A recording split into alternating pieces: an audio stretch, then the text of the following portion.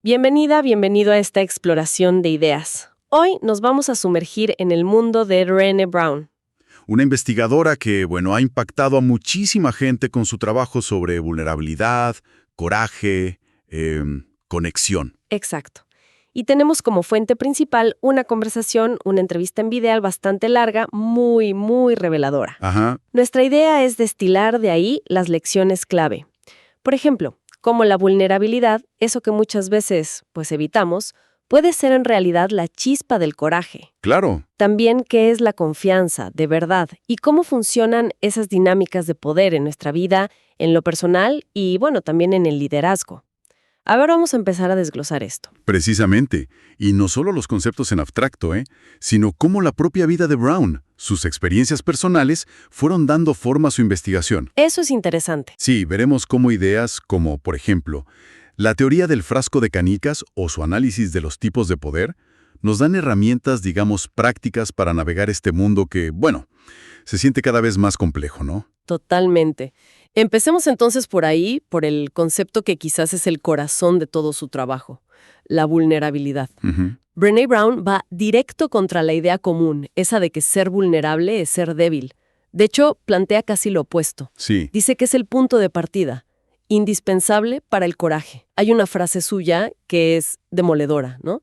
No hay coraje sin vulnerabilidad. tal cual. Pero a ver, ¿qué es exactamente la vulnerabilidad para ella? Porque a veces la palabra suena como etérea. Es una pregunta clave, sí. Para Brown, la vulnerabilidad es esa emoción, ese sentimiento que tenemos en momentos de incertidumbre, de riesgo, de exposición emocional. O sea, cuando no controlamos el resultado. Exacto. Esas situaciones donde te sientes expuesto. Puede ser una conversación difícil, intentar algo nuevo por primera vez, admitir que no sabes algo, incluso enamorarte, ¿no? Claro. Son esos momentos donde uno se siente incómodo, como en el aire, sin saber qué va a pasar. Y esto, según lo que comentas de la fuente, tiene raíces muy profundas en su historia familiar, ¿verdad? Totalmente. Ella lo cuenta. Describe su crianza en Texas, una familia de quinta generación, donde el valor máximo era la dureza. Aguantar, ¿no? En No te rajes. Algo así. Dice que el enojo sí se permitía, hasta cierto punto. Usaba la expresión pissed off, como estar muy molesto. Se veía como algo activo, fuerte. Ajá. Pero la tristeza, el miedo, la duda, eso no. Mostrar esa vulnerabilidad abiertamente se veía como peligroso, como una debilidad que te podía costar. Uf, imagino que crecer así te marca. Claro, ella misma dice que eso la llevó a desarrollar una especie de hipervigilancia, ¿Cómo así? como una habilidad muy aguda para leer el ambiente, las caras de la gente, para anticipar reacciones. Una forma de protegerse, supongo. Tiene sentido. Pero también es una carga, ¿no? Estar siempre alerta. Y aquí viene algo que me pareció fascinante y hasta, raro al principio. Brown dice que incluso la alegría es vulnerable.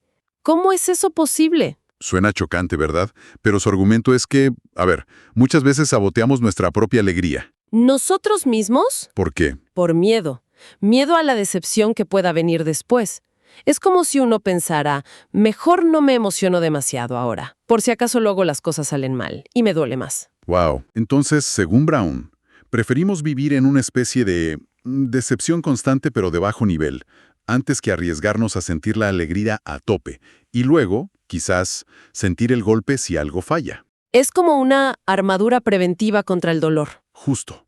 Una armadura muy sutil. Es una idea fuerte, ¿eh?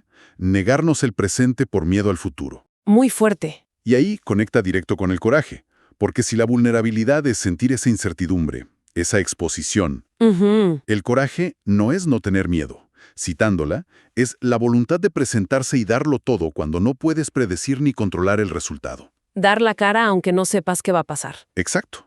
E insiste en que esto no es solo teoría.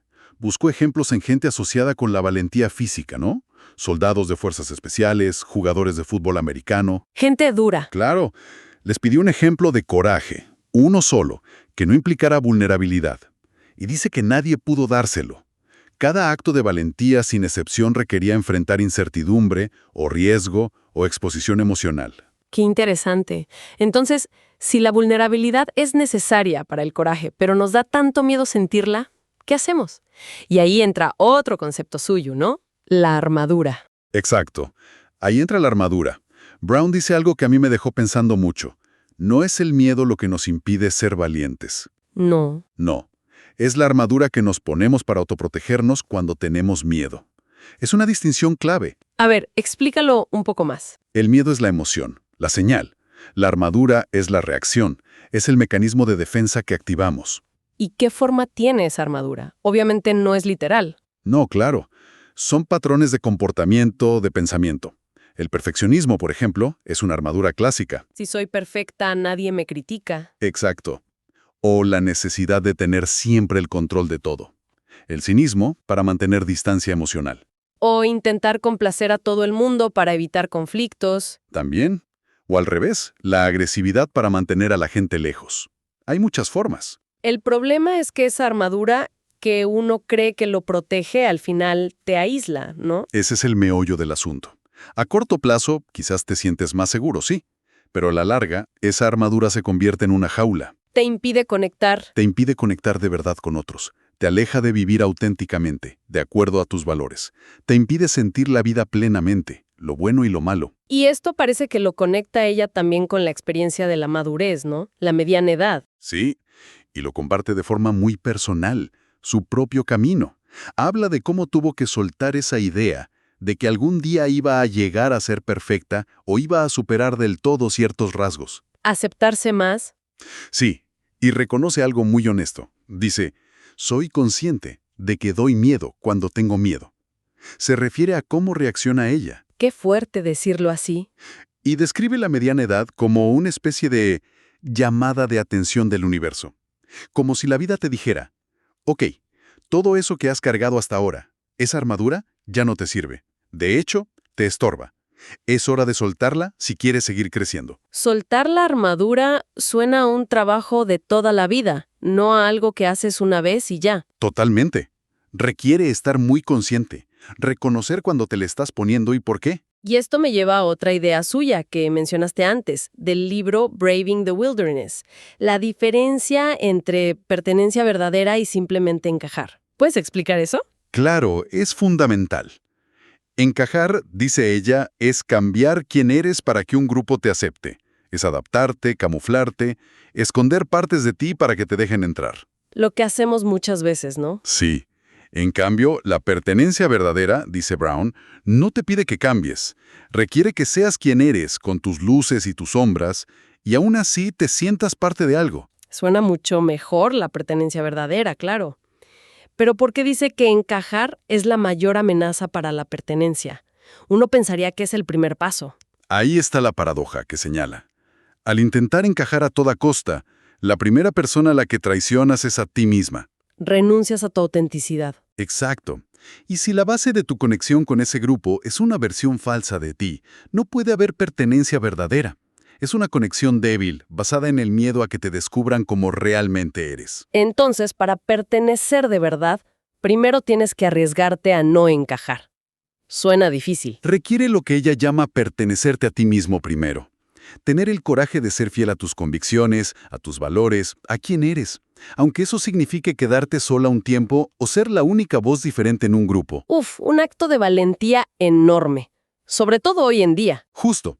Ella menciona eso, el clima actual de polarización extrema. ¿A qué se refiere? A esa tendencia a encerrarnos en lo que llama búnkeres ideológicos. Lugares donde solo hablamos con gente que piensa exactamente igual. Las burbujas famosas. Exacto. Y donde la conexión, tristemente a veces se basa más en odiar a las mismas personas que en compartir valores profundos o en tener curiosidad por entender al otro. Es verdad. En esos búnkeres, el matiz, la duda, el cuestionamiento no son bienvenidos. Se exige conformidad, y eso es lo opuesto a la pertenencia verdadera. Entendido. Qué desafío mantener la integridad personal en medio de esa presión. Cambiando un poco de tema, pero muy relacionado con la conexión, hablemos de la confianza. Tiene una teoría muy gráfica para explicarla, ¿no? Sí, muy gráfica. La famosa teoría del frasco de canicas, Marble Jar Theory.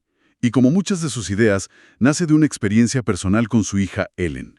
Cuéntanos. Pues cuando Ellen iba como en cuarto grado, llegó un día a casa destrozada. Unas amigas habían contado en la escuela un secreto muy personal que ella les había confiado. Se sintió traicionada expuesta. Ay, pobrecita. Una situación dolorosa que seguro mucha gente reconoce. Totalmente. Entonces, Brené le recordó que la maestra de Ellen tenía un sistema en clase, un frasco vacío que se llenaba de canicas cada vez que la clase hacía algo bueno en conjunto. Ah, ya. Cuando el frasco se llenaba, tenían una recompensa. Entonces, Brené le preguntó a Ellen quiénes eran sus amigos del frasco de canicas. Es decir, aquellos que hacían cosas que la hacían confiar en ellos. ¿Y qué respondió Ellen? Empezó a nombrar acciones súper concretas y pequeñas. Sara me defendió cuando otros niños se reían. Juan compartió sus colores conmigo. María guardó mi secreto la semana pasada. O sea, no fueron grandes actos heroicos. Para nada. Esa es la clave de la teoría. La confianza no se construye con gestos espectaculares. Se construye como un frasco de canicas. Gotita a gotita, digamos. Exacto, acumulando pequeños momentos de fiabilidad, de respeto, de consideración. Cada vez que alguien cumple su palabra, respeta una confidencia tuya, recuerda detalles sobre ti, te escucha de verdad, te pregunta cómo estás y se espera oír la respuesta. Te pone una canica en el frasco. Eso es como si depositara una canica en tu frasco de confianza hacia esa persona.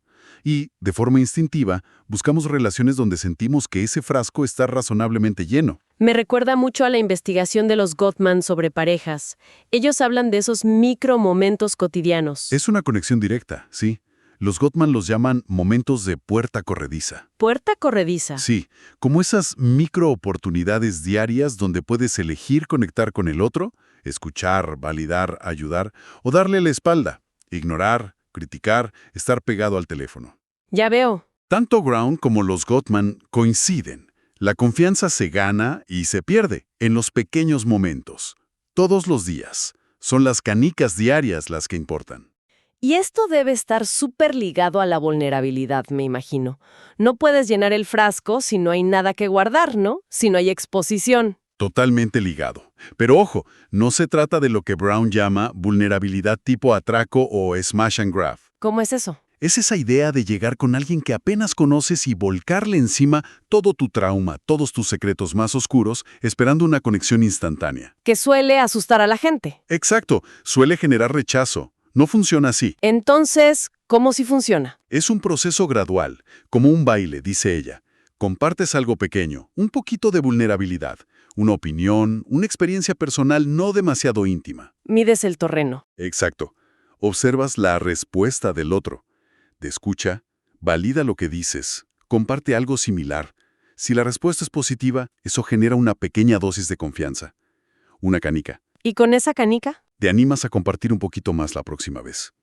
Y así sigue. Es un ciclo. Vulnerabilidad lleva a confianza, que permite más vulnerabilidad, que genera más confianza. Se construye poco a poco, con reciprocidad. Entiendo. Requiere paciencia y que ambos lados pongan de su parte. Y todo esto, la vulnerabilidad, la confianza, al final apunta a que la conexión es algo esencial para nosotros como humanos. Fundamental. Brené Brown lo dice clarísimo. Estamos neurobiológicamente programados para la conexión. No es un lujo, es una necesidad básica, como respirar o comer. ¿Y cómo define ella la conexión? Sienten vistas, escuchadas y valoradas. Cuando pueden dar y recibir sin ser juzgadas. Y cuando la relación les da sustento, fortaleza. ¡Qué bonito! Incluso su definición de espiritualidad parece girar en torno a esto, ¿no? Sí, totalmente. Para ella, la espiritualidad es reconocer y celebrar que estamos inextricablemente conectados los unos a los otros por algo más grande que nosotros. Y ese algo más grande puede ser muchas cosas. Exacto. Puede ser amor, Dios, la naturaleza, un sentido de humanidad compartida. Lo central es la conexión.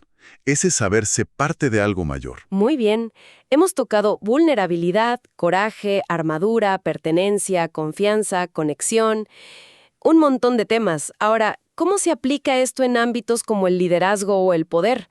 Porque Brown también habla de eso. Sí, y lo hace de una manera muy interesante.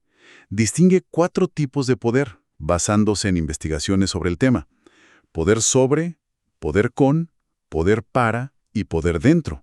A ver, empecemos por el poder sobre. Suena al modelo más clásico, ¿no? El de la jerarquía. Lo es.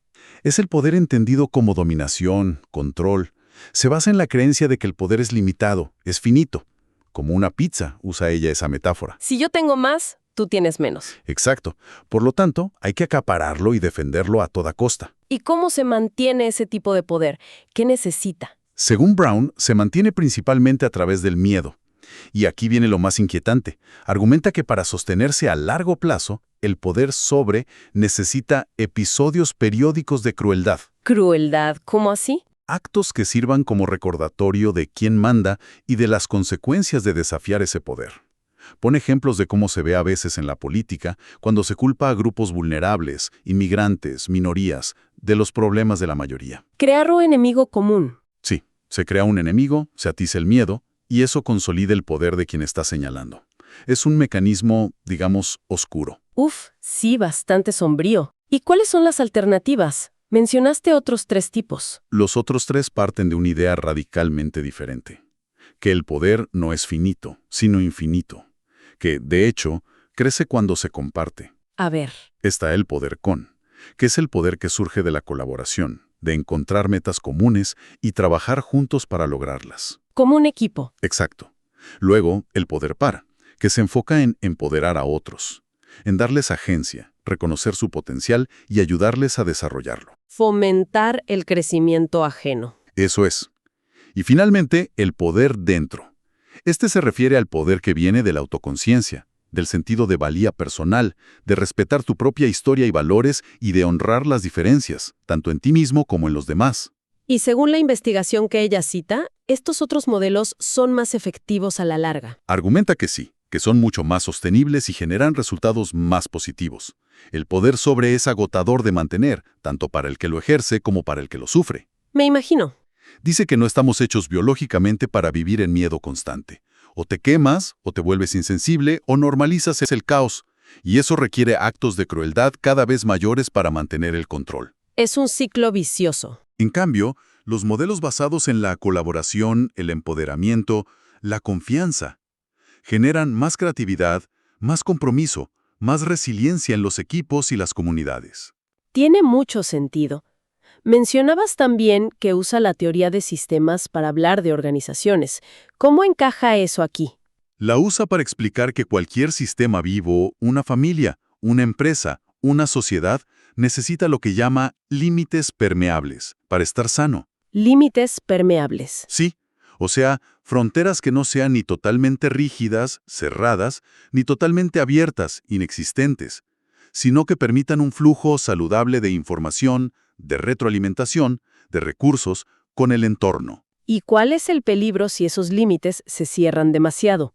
Si el sistema se aísla. El riesgo es que se vuelva autorreferencial, que empiece a mirarse solo el ombligo, digamos, a confirmar sus propias creencias una y otra vez, perdiendo contacto con lo que pasa afuera. Como una cámara de eco. Exacto. Se preguntan, ¿estamos bien? Y se responden, sí, claro, estamos genial, aunque el mundo exterior esté cambiando totalmente. Y eso lleva a la atrofia, a la incapacidad de adaptarse. Y menciona que los algoritmos pueden empeorar esto. Sí.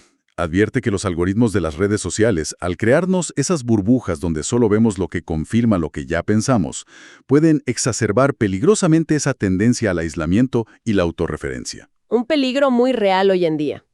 Entonces, frente a toda esta complejidad, este mundo que cambia tan rápido, ¿qué habilidades ve ella como cruciales para navegar el futuro? Agrupa varias bajo un concepto que llama confianza arraigada, grounded confidence. Ojo, no es arrogancia, ¿eh? ¿Qué es entonces? Es una confianza que está basada en la realidad, en ciertas capacidades clave. Menciona varias. El pensamiento sistémico. Ver el todo, no solo las partes. Exacto. Entender cómo se conectan las cosas. También el reconocimiento de patrones. Ver tendencias donde otros no las ven. La conciencia situacional y temporal. Entender el contexto y el factor tiempo. Y algo muy importante, la capacidad de sostener la tensión de la paradoja y del matiz. Sostener la tensión de la paradoja. Suena complicado. ¿Qué significa? Significa poder manejar ideas o realidades que parecen contradecirse, sin sentir la necesidad urgente de resolverlas ya o de simplificarlas eligiendo un solo lado. Aceptar la complejidad. Sí, poder decir, a ver, esto es complejo. Parece que hay verdad en ambos lados. Necesito más información o tiempo para entenderlo mejor, en lugar de saltar a conclusiones fáciles o respuestas de blanco o negro. Una habilidad súper necesaria hoy, con tanta polarización. Fundamental. Ella usa una metáfora del fútbol americano que lo ilustra muy bien. La presencia en la bolsa de protección, pocket presence, del mariscal de campo. A ver, Es esa habilidad casi mágica que tienen algunos de sentir la presión de los defensas que vienen, leer todo el campo rapidísimo, confiar en su línea ofensiva, su equipo, y tomar la decisión correcta con información incompleta y bajo una presión tremenda. calma bajo fuego. Esa calma bajo presión, esa capacidad de ver el panorama general y actuar con confianza, pero sin tener todas las certezas. Eso es la confianza arraigada. Vaya recorrido hemos hecho. Desde la vulnerabilidad como cuna del coraje, pasando por la armadura que nos protege pero nos aísla, la confianza que se construye canica a canica, los distintos tipos de poder y ahora estas habilidades para un futuro complejo. Si tuviéramos que resumir el mensaje central de todo esto, ¿cuál sería? Buena pregunta. Creo que un hilo conductor muy fuerte es la invitación a ser más humanos, en el sentido más pleno y, a veces, más difícil de la palabra. ¿Cómo? Aceptar nuestra vulnerabilidad no como un fallo, sino como la puerta de entrada a la valentía, a la conexión, a la autenticidad. A mirar de frente nuestras armaduras y elegir conscientemente cuándo y cómo las usamos, si es que las necesitamos. Ser más conscientes. Sí, a construir confianza en lo pequeño, en lo cotidiano, y a ejercer el poder sea el que sea que tengamos, de formas que empoderen y conecten, en lugar de controlar y dividir. Entonces, para ir cerrando, ¿qué podríamos llevarnos para reflexionar de todo esto? Una idea final. Quizá dos cosas, muy prácticas y conectadas. La primera, sobre la armadura. Sabiendo que todos tenemos una o varias, el perfeccionismo, el cinismo, el control, lo que sea que usamos cuando nos sentimos amenazados o inseguros. ¿Cómo podría cambiar nuestra forma de encarar una conversación difícil, o un desacuerdo en el trabajo, o un reto personal? El simple hecho de identificar cuál es nuestra armadura favorita y ser conscientes de cuándo tendemos a ponérnosla. Solo esa conciencia ya abre puertas. Darse cuenta es el primer paso. ¿Y la segunda? Conectada con la confianza y las canicas.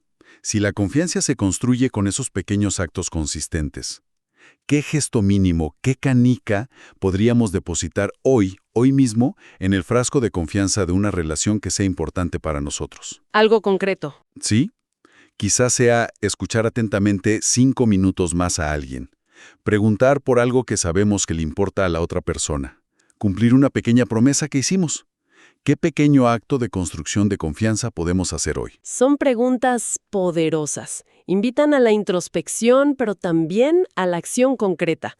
Ha sido una exploración fascinante de ideas que, la verdad, nos tocan a todos de cerca. Muchas gracias por guiarnos en este análisis. Ha sido un placer desentrañar estas ideas contigo. Y gracias a quienes nos escuchan por sumarse a esta inmersión profunda en el trabajo de Brené Brown.